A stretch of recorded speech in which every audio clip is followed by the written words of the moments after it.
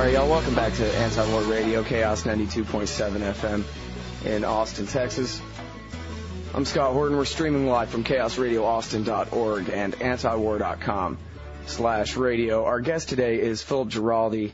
He's a former DIA and CIA officer, contributing editor at the American Conservative magazine, weekly columnist, or I guess writes every couple weeks for antiwar.com, the Huffington Post, and is a member of the American Conservative Defense Alliance. And he's got this new blog entry up at the American Conservative magazine. It's amconmag.com/blog.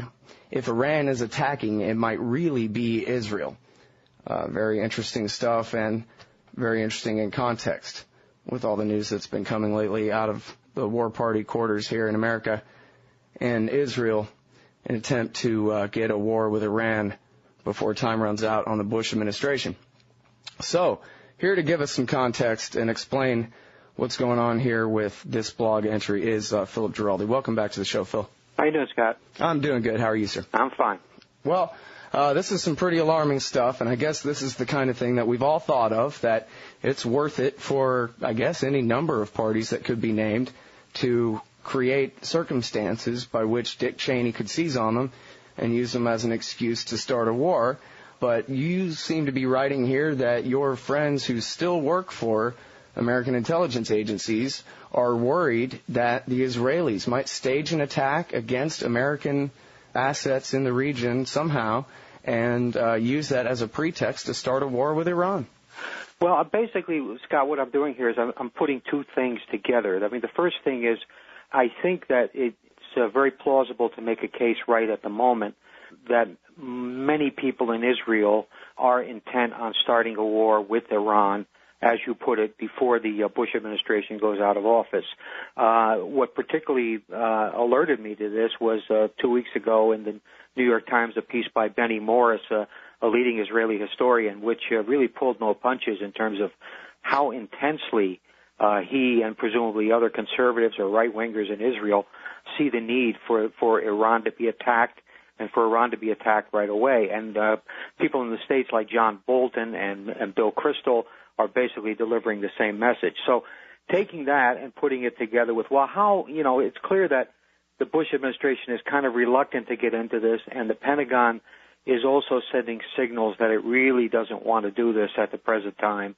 How would you go about doing this? Well, as an intelligence officer, the obvious answer comes up is you arrange an incident, and the way you arrange an incident and make it look like the other guy did it is called a false flag operation.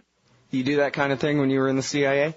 No, I personally did not do anything like that, but there are a lot of historical precedents for it. You might think back to the start of the Second World War. The Germans put some of their soldiers into Polish army uniforms and then had them attack their own colleagues to make it look like it was completely staged, but it made it look like the Poles were attacking the Germans, which, of course, was ludicrous. The Israelis basically were doing a false flag when they attacked the USS Liberty in 1967. They had hoped to sink the ship and kill all the crewmen, and then they were going to allege that the attack had been carried out by the Egyptians. In order to bring America in on their side? Well, basically to bring America in on their side, and there's still some debate as to exactly why they attacked the ship. The strongest argument appears to be that they were at that time massacring, I believe, 4,000 Egyptian soldiers that they had captured, and they were afraid that the ship was picking up the signals that would reveal that a serious war crime was being committed. Mm-hmm. Did you see this headline that while in Israel, Admiral Mullen had a discussion with the Israeli government about the Liberty attack?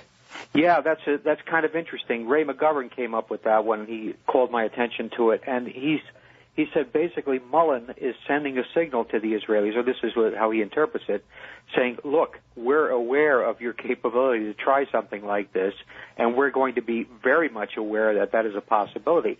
That's one interpretation of it. And another interesting thing is this Navy lawyer, Admiral J.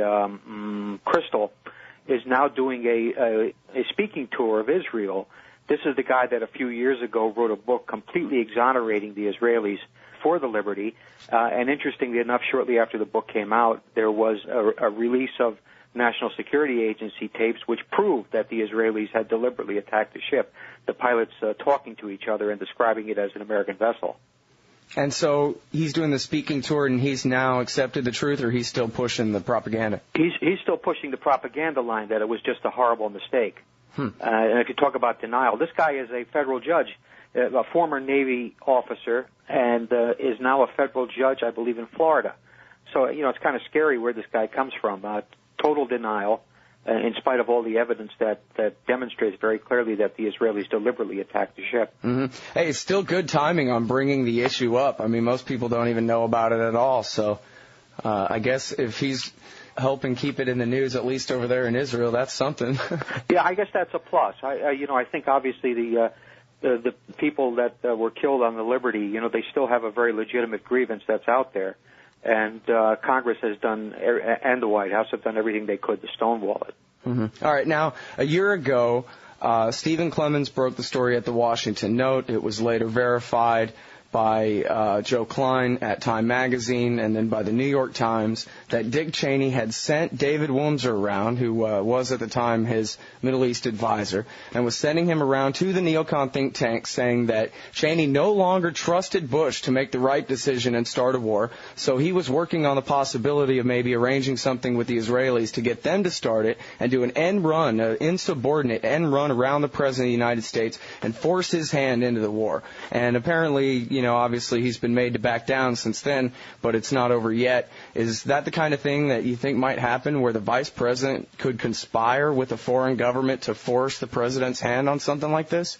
Well, I think the actual expression that Wurmser used was they wanted to narrow the options. In other words, they wanted to make it so that the Bush administration was not talking to the Iranians, and that the only options that would emerge over the course of time would be military.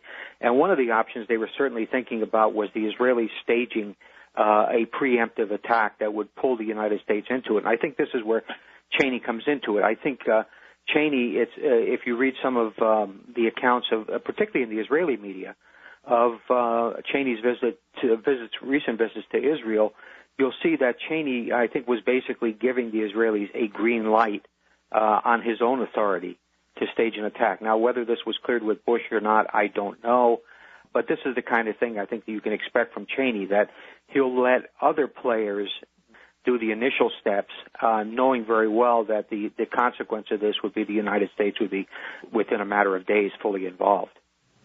Mm-hmm. Now, I'm really interested in the role that Mullen and Gates are playing. In a sense, you could argue that they are being insubordinate. I mean, they happen to seem to be on my side in trying to stave off war rather than do it Cheney style and try to force one. But they seem to basically be taking on the president in public. Although I'm suspicious that perhaps it's simply a matter of good cop, bad cop when I read things like this in Haaretz, where Robert Gates is saying, writing in parameters, the U.S. War College Quarterly, another war in the Middle East is the last thing we need, despite the fact that Iran supports terrorism, is a destabilizing force, and in his judgment is hell-bent on acquiring nuclear weapons. But all intelligence agencies, including his, which most of the intelligence agencies are controlled by the Secretary of Defense anyway, right? They all agreed that they're not hell-bent on making nuclear weapons. So what is this guy doing, Phil? Well, I think this is reflective of the fact that Bush has decided that he's not going to do anything about Iran. I think that's kind of where he is. And I think when you hear from Mullen's a team player, and so is Gates to a large extent. These guys are sending the administration signal that we are not welcoming a war right at the present time, which is not to say that there aren't very strong currents in the United States government, led by Cheney and others, some even in the Pentagon, like Eric Edelman, that very much would like to see a war with Iran. So this is a kind of situation there that can tip another way. But I think that Bush has decided that there's just no advantage in doing this now, that it's too late in the administration, and that there are too many downside consequences to it, even particularly for John McCain's candidacy if something were to start and go wrong. So there are a lot of issues there, but I suspect that Mullen and Gates are actually kind of speaking for the president, believe it or not. Well, so how great a danger is it, do you really think, that Israel could do something to force America's hand, whether in league with Dick Cheney or just with a wink and a nod from him? Or Well, I think there's a high probability of that. This is not a matter of statistics. This is a matter of politics, and it's a political decision. Another thing I've been noticing in the Israeli media, which clearly, Scott, you're reading too, is that Olmert is looking for a way out of his political scandals, where his bribery scandals involving American businessmen. And there are a lot of politicians who realize that a nice little military action is a good way to get out of trouble. Well, that's true. It's a time-tested and honored tactic, isn't it? Yeah, it sure is. Okay, well, speaking of Israeli media, I have here former Mossad chief Ephraim Halevi, again from Haaretz, report ex-Mossad chief says strike on Iran could affect us for 100 years. And, the current Mossad chief, Meir Dagan, although he's contradicted himself quite a few times, has said at least 2 or 3 times publicly that we don't need to have a war now, we can handle this, we have plenty of time, etc. like that. Of course, there's other reports that where even the Israeli government is mocking Ahmadinejad and saying, oh, their nuclear program isn't advanced as they like to pretend. Yeah, that's interesting. And not only them, but also the Israeli foreign minister has said a couple times that Iran is really a paper tiger. And the most recent issue of Time magazine, which quoted Halevi, also quoted an unnamed senior Israeli intelligence officer saying the same thing, that Iran essentially is a paper tiger. That is, what is the old English kind of story about the frog who pumps himself up to be as big as a bull? This is what they're saying, that essentially the Iranians are not a serious threat. A lot of people know that. I mean, that's a lot of people in the U.S. government also know it. But the fact is, this is a process that's being driven by politics as much as anything, and that's what the dangerous aspect of it, because Iran is not a threat, at least is not now. And lots of people know that, and yet you keep hearing nothing but war, war, war. Okay, now, this is more kind of long-term strategic and speculation, prediction type stuff, but it's some reading between the lines, too.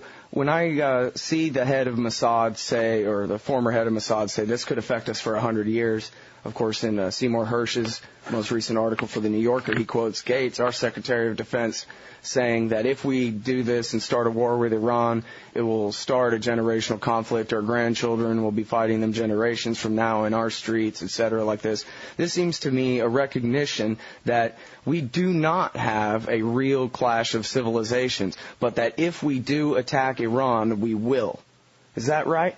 Yeah, I think that's a safe bet. I think that one of the truly scary things about talking about war with Iran is that it would unleash other forces. I think that we've actually seen over the last couple of years a decline in kind of the jihadi, clash of civilization sense coming from the Islamic side, and I think this has declined for a lot of reasons, which would take us forever to get into. But I think that's definitely been taking place. Muslims are alienated from this kind of rhetoric and this kind of talk. But if you suddenly attack Iran, those who have been saying that, yes, the United States is out to exterminate all Muslims, their voices become very, very credible. Yeah, this is, and we've known this for years, right, that this is what Osama bin Laden wants. There was even, I thought, video of Ayman alZawahri saying in an interview that, yeah, listen, if we can figure out a way to create a pretext for America to have a war with Iran, that would be so much the better, to further bleed America dry and destroy those evil dog Ayatollah mad mullahs that we hate so much, he said. That's right, yeah, because there you would have the two great enemies of al-Qaeda fighting each other.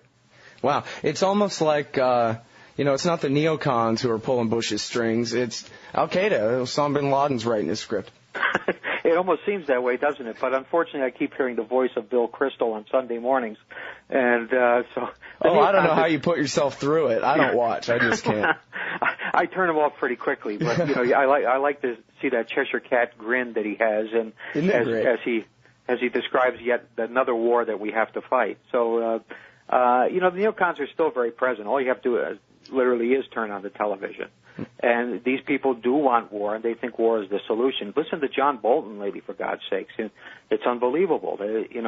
He's saying from his whatever bully pulpit he still has that Israel should attack the United States with the full support of the United States. And, this is insanity. Yeah, it is insanity. Well, you mean attack Iran. Iran, I'm sorry, yeah. Yeah. But same difference, because we are talking about something that would be very, self-sacrificial, at least if you count the entire American people, rather than the war party that will benefit their own way. Yeah, well, there is absolutely no plus side on this for the American people. Oil prices would skyrocket, and that's just for starters. You'd have a completion of the process where the United States would be really turning into a military economy, where the only part of the economy that functions is the military. And that's scary. And if you project back and you think of what the founding fathers, if they could be here now and see this, what they would think. Oh my God. Yeah, I saw a political cartoon that was a new energy resource. We just hook up the wire setup to the founding fathers so that they can spin in their graves and generate electricity to run our cities. Right. Yeah. Well, there's a certain group of Salafist, Wahhabist, Sunni, jihadist types called Jundullah who seem to be doing very well these days from all the headlines I'm reading, Phil. In terms of what? In terms of the... they just murdered 2 more of the cops that they had kidnapped in Iran. Oh, I see, yeah. Yeah, well, obviously this is one of the groups that if you read between the lines in Seymour Hersh's account of what's going on, this is one of the groups that's being supported. And there's also an interesting story, which I think was on Anti-War, from Israeli sources, about an explosion of a munitions caravan in Tehran, which is extremely mysterious, and there is some suspicion that it might have been carried out by the United States or Britain or by the Israelis. Who the players are is nobody's quite clear. But if this is true, this is a serious escalation of this kind of support of guerrilla warfare, or as the agency would call it, covert action inside Iran, because these are really acts of war. Well, when I talked to Hirsch, and I only had just a few minutes with him, but he seemed to kind of back away from the assertion that American money was actually paying for terrorist groups to commit violent acts, although that sure seemed to be at least my interpretation of Andrew Coburn's coverage of the same presidential finding there authorizing some sort of covert activity in Iran. What's your take on it? Well, my take would be, I've been on the inside on this kind of stuff, and, you support groups that have weapons and they go in and they do things, then, all right, where do you draw the line in terms of, are you really supporting them or really not supporting them? Of course you're supporting them. Yeah. Well, so there is no other purpose for that, is there, other than to get the Iranians to finally do something stupid, or what? Well, I wish it were that simple. The thing is, certainly if this nonsense continues, either the United States or the Iranians or the Israelis somebody's going to do something really stupid, and that's the danger here. I mean, you're basically meddling in situations where you don't have to meddle, where there, particularly in terms of the so-called threat posed by Iran. There are lots and lots of ways to deal with that, starting with diplomacy and working with other incentives. And the fact that we are constantly going for this quick kill kind of option, supporting groups that are there to overthrow the regime or to destabilize it and so on and so forth, I mean, this kind of stuff is playing with fire. Well, and see, that's really the thing, like Justin Raimondo's been writing for years, that we're simply a border incident away, a Gulf of Tonkin incident away, explosion inside Iran away from some sort of pretext that will be good enough. Yeah, that's exactly right. If you want a war, there are 100 ways to start it. And unfortunately, there are a lot of people out there who want a war on both sides. And this is the situation we've gotten ourselves into. It's reassuring when you hear Mullen and you hear Gates saying, look, we want to negotiate a solution. We don't want a military option. It's not in our interest to do this right at the present time. But until the president says that, it's not policy. And I'm waiting to hear it from George Bush. Of course, the grammar would be awful, and probably the syntax, but I still would like to hear him say it in his own words, that this is off the table and that we really want to talk to these people to resolve our problems. Well, do you think that if, diplomatically and politically speaking and all that, that if Bush decided to, hey, you know what, I think I'll take you up on that great offer of 2003 to negotiate everything, do you think they'd go along with that, or they wouldn't at this point? I don't know. I don't really know enough about what's going on inside Iran. You really have to talk to somebody like Juan Cole or a genuine expert in terms of how Iranian politics are playing out. I would think if the Iranians right now basically see themselves as in a very strong position, and that might disincline them to want to engage in serious negotiations. And also, from what I understand about Iran, obviously the government there has moved to the right as a result of the events of the past 5 years, and that it is more conservative now and maybe less interested in cutting a deal. But, you don't know until you try. I mean, quite honestly, the negotiations up till now have not gone anywhere because the United States has not been a serious player. Well, the place in the region where they've been strengthened the most is in southern Iraq, and of course America has supported the Supreme Islamic Council and the Dawa Party above all others in that country to the benefit of Iran. But lately, Maliki of the Dawa Party, the quisling prime minister, has said, okay, America, we don't need you anymore. You can go ahead and go. Do you think that he really means that, or that's just political cover for him at home? Is he really in a position where he only needs the backing of the Iranians and no longer of the Americans too? Well, I think there are a couple ways to look at this. I think mostly what he's saying is for domestic politics. They have local elections coming up at the end of the year, and there was a strong indication that the Mahdi, the group around Muqtada al-Sadr, was going to stage a major victory. So he wanted to forestall that, and indeed, the Mahdi has been apparently losing some of its political support. So there's a domestic agenda there, and I think that to a certain extent he does feel that as the security situation improves, the United States becomes a more marginal player, and I think what he'll try to do is play the United States to get the support that he really feels he needs, and basically exclude the U.S. from any of the political process. How successful he'll be, who knows? And indeed, the security situation seems to have gone south again. Today there was a bombing that killed over 50 people, or a series of suicide bombings that killed over 50 people in Baghdad. So, that's kind of breaking up, too. Yeah, 70 killed, 300 wounded. I only just hit refresh on antiwar.com. It's all red. Yeah. Everything's blown up all over the world, it looks like, here. Well, so the security situation is maybe not as stable as it, to a certain extent, seems.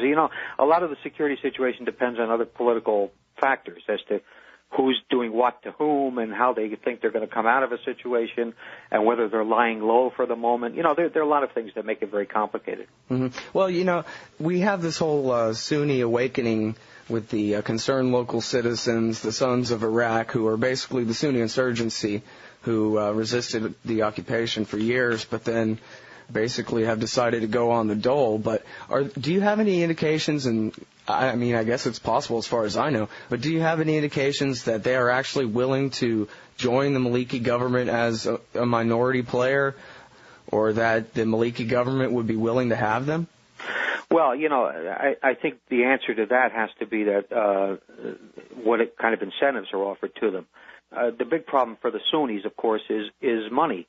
They don't have access to the oil revenue, and the Maliki government has been very resistant on implementing any kind of, shall we say, constitutional changes that would share revenue and that sort of thing. Yeah, I guess if you gave the Sunnis enough of an incentive, they might be interested in participating in the government. But I don't know how far you can go with that one. I mean, it's just basically they have a local interest that's distinct from that of the central government, like the Kurds. The Kurds are, I'm sure you've been reading, are expanding their zone of authority up in the north of Iraq. I mean, everybody has all kinds of horses in this race, and to look at it in simplistic terms, like Democrats and Republicans, we have a political system, and authority is passed from one party to the other. I mean, it doesn't work that way. So, in other words, what you're trying to say is the surge worked. I don't know. The surge or the enhancement or whatever the technical term was for it certainly has created better security in some areas. But there are a lot of people like Juan Cole who are saying that, security in a lot of other areas has gotten worse, and that there are political explanations for why some areas are more stable at the moment that are probably not permanent. Now, let's see. I got so many different things here I wanted to ask you about. I got to try to keep them in order here. Well, first of all, what years were you in the CIA? I was in from 75 through 92. Oh, okay. And then for a year again around about 9/11. Oh, wow. Okay, so then you do know the answer to this question, I think. There's an article today on the front of antiwar.com. Iran's Islamic Revolution had Western blessing.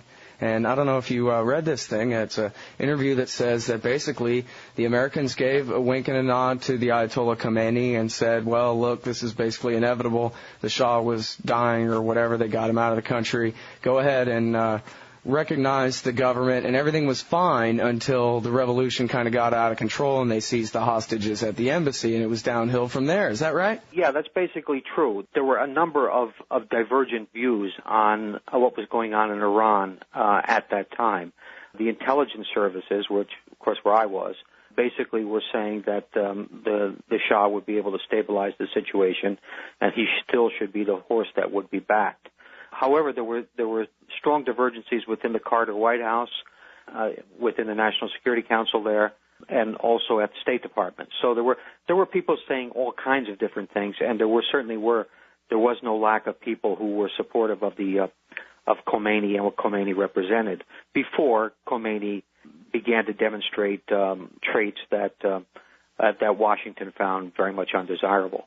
Well, and there's all kinds of scandals. I remember Robert Perry, the great investigative reporter, told me that when he investigated IranContra, he noticed that as he peeled the layers of the onion, it just kept going further and further back. And, of course, there's the stories, I don't know how exactly confirmed they are, that the Republicans made a deal with the Iranian revolutionaries to go ahead and keep the hostages longer in order to benefit the Republicans back then. Do you know about that?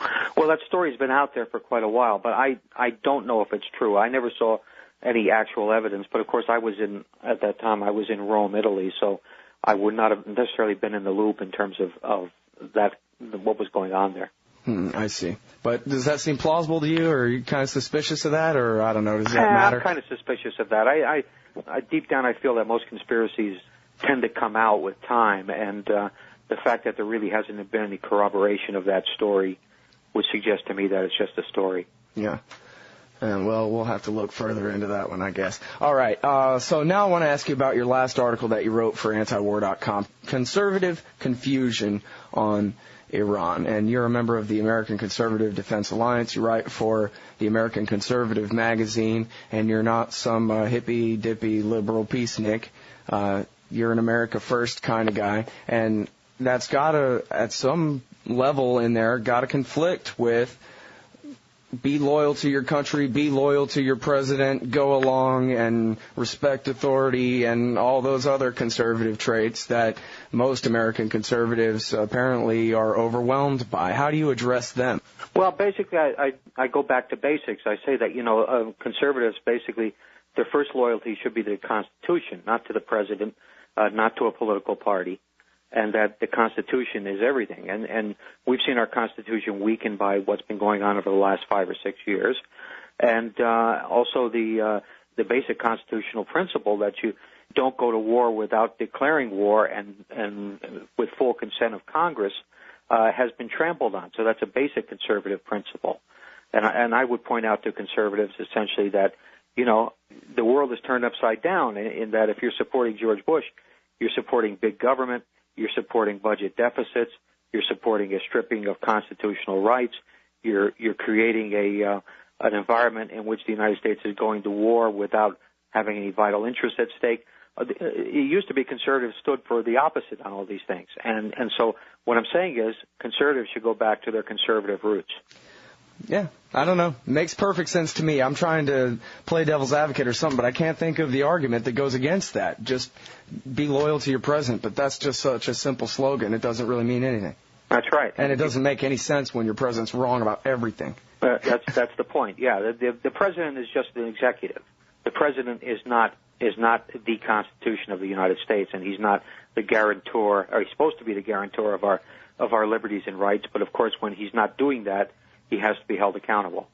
Yeah. Well, and speaking of that, there's a new article in Salon.com by Tim Shorrock exposing Bush's historic abuse of power, about the possibility of some new, real in-depth church committee type hearings, and getting to the extent of the Bush administration's data mining and databasing of Americans' activities. And I believe you were quoted by name in Christopher Ketchum's article about the main core database and the enemies list, I guess, that the state is keeping of people here in America. Can you comment on this? I don't have any inside or authoritative information on that sort of thing, but certainly I keep hearing from people that are, from the intelligence background like myself, who have perhaps more familiarity with it, have been saying for quite some time that the United States government is compiling enormous databases, comprehensive databases on all citizens, and that many citizens are as a result of this process, being identified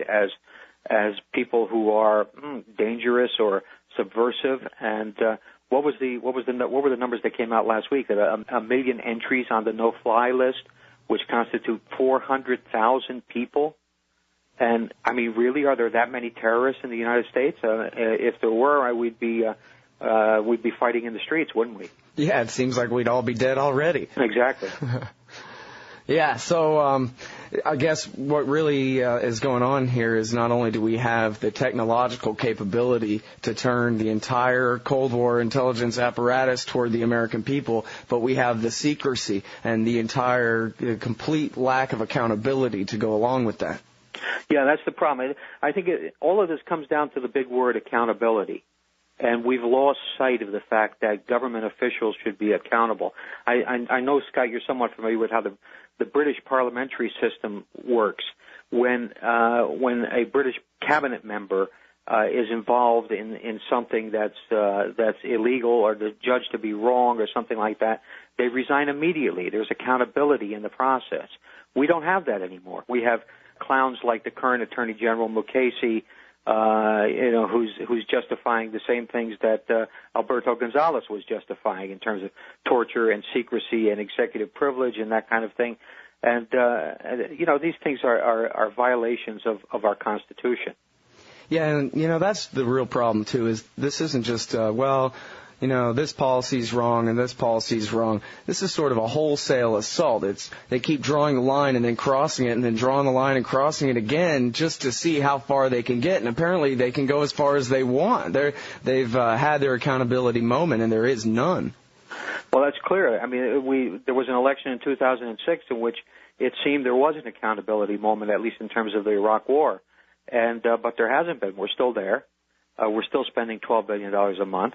Americans are still being killed there, and there's no end in sight. And so, you can blame it on the Democrats, but the Democrats are just like the Republicans. They're basically people who are interested in getting into power and staying into power, and they don't really care about the ethics of how they do that or what they do once they're in power. I mean, there are certainly exceptions to that, what I'm saying, like people like Ron Paul and Dennis Kucinich, but they're few and far between. Yeah, it's amazing to hear the discussion about outright admitted violations of the FISA statute, of the torture statutes, and to hear the Democrats saying, Cass Sunstein, an Obama advisor, saying, look, we don't want to criminalize politics and criminalize policy differences. Well, I don't think any of us can use that in court if we're accused of a crime, can we? But, Your Honor, we just, completely twist and ignore this law, and it doesn't even mean what it says anymore. How can you convict me? That doesn't work for us. Yeah, well, the impeachment was inserted in the Constitution because there was a concern by the Founding Fathers that you would get executives who would not basically enforce the law, and that's essentially why it's there. And we have egregious cases of failure to enforce the law on the part of administrations now going back quite a ways, and also, and most particularly with this current administration. And because in politics, all these people, one hand washes the other, Democrats and Republicans alike, and they're not willing to rock the boat to do what's right, and that really is unfortunate. Yeah, it's funny because they're completely willing to rock the boat to do what's wrong. They're willing to shake the whole world up like dice at a craps table and, see what happens. Here we have John McCain bad-mouthing Putin and Russia again. And, let's put aside McCain for just a moment here. There's got to be some sort of so-called pseudo-intellectual background to this idea that we need to have a provocative policy toward Russia. What the hell is going on? I thought we were friends with the Russians now. Phil? Well, I think this is another neocon policy. The neocons, they're most focused on the Middle East, but they basically see adversaries everywhere, and they believe that the United States should be asserting itself militarily against everybody, just about. And they also have problems with China, I'm sure you've seen. But Russia seems to be the bête noire at the moment, and as you say, it's unfortunate. We have no particular reason to be meddling in Russia's internal politics. Putin had an approval rating, I believe, of 92% when he stepped down as president, and it's up to the Russians to run their country the way they want to. And yet, we have McCain constantly making comments about this. And, there's nobody as far as I can tell, in the Democratic Party who's speaking up and saying that this kind of stuff is idiotic. Well, now, there's got to be some kind of, what do they call, geopolitical interest and so forth here. This isn't just ideological craziness, is it? Well, I don't know. I don't see anything logical in it. Why are we pushing NATO up to the very borders of Russia? Why are we putting in this missile defense system in Poland and Czech Republic, which has no real function whatsoever? Why are we doing these things? I don't understand it, to be honest, and if there's a geopolitical reason there, I don't see it, particularly now that Russia is asserting itself again, and Russia is a major oil producer, and there are a lot of good reasons to try to be friendly with Russia. Well, I don't know. I know there's probably a lot of bad blood from some of the shock therapy so-called policies of the 1990s and so forth. But, I mean, from what you know of Vladimir Putin, if we had a policy of genuine friendship toward Russia, would it be reciprocated? Is there a war party in Russia that wants to pick a fight with us?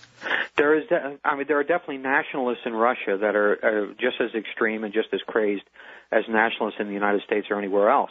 But at the same time, I think it was very clear during the first couple years of the Bush administration that Putin was quite friendly and Putin was willing to work in a partnership with the United States on most issues.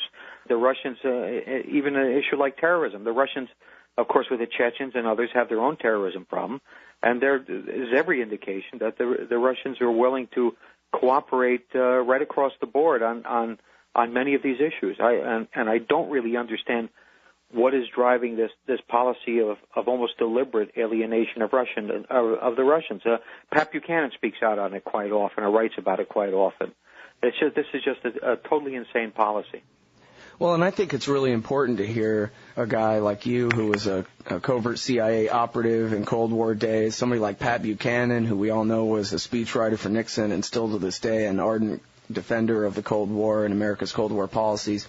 And to hear people like you say that it's America who's got it all wrong in our policy toward Russia instead of the other way around, I think is a real indicator. We all know Pat Buchanan's not soft on the Ruskies. He's got to have something legitimate he's complaining about here. Yeah, I mean, there's a real danger. I mean, I think it was either John Adams or it was Madison who said that, the United States should not be going around looking for dragons to slay. And that's what we're seeing today. And a lot of this comes out of the, hate to keep banging on the neocons, but I mean, it's the neocon mindset. It's the neocon way of looking at the world, which is, I guess in a way, curiously enough, Darwinian. You're in constant conflict. You're constantly, seeking to become biologically superior or something.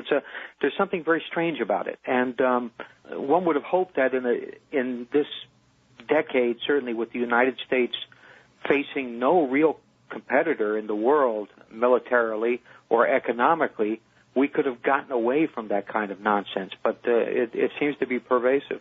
All right. Well, I really appreciate your insight on the show today. I know the audience does as well. It's Philip Giraldi, former DIA and CIA officer, contributing editor at the American Conservative magazine, writes a biweekly column at antiwar.com, also blogs at the Huffington Post, and is a member of the American Conservative Defense Alliance. Thanks very much for your time today, Phil. Thank you, Scott.